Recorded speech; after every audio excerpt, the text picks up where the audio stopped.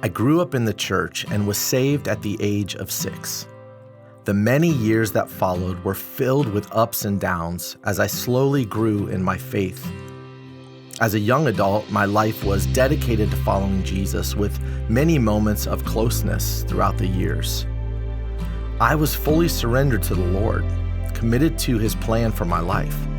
I believed I was walking the path He had laid out for me, living as a true follower. But during a sabbatical, when I set aside time to focus solely on the Lord, He challenged me to something new, a deeper level of intimacy, a better way, a narrow way.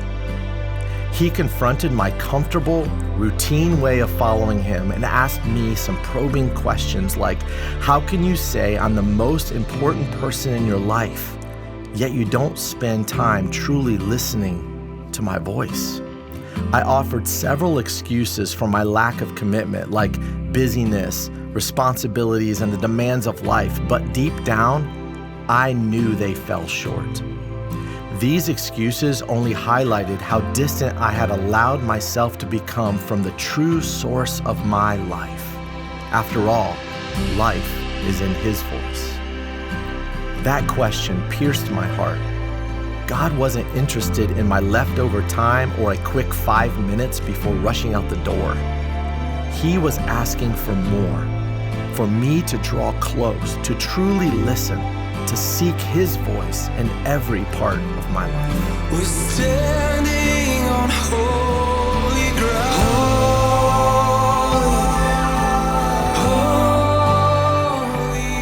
This revelation changed everything. I began to prioritize listening, setting aside dedicated time each day to hear His voice. For the first time, I was truly in close proximity to the Shepherd, daily discerning His guidance, not from a sermon, a worship experience, or even a Bible study, but simply by being with Jesus. It was during these quiet, focused moments that He began to speak clearly into my life. The way I loved and led my family changed. The way I led in ministry changed. The way I made decisions and interacted with the world around me changed. I was no longer just following a set of routines or expectations. I was learning to recognize His voice and live in daily obedience.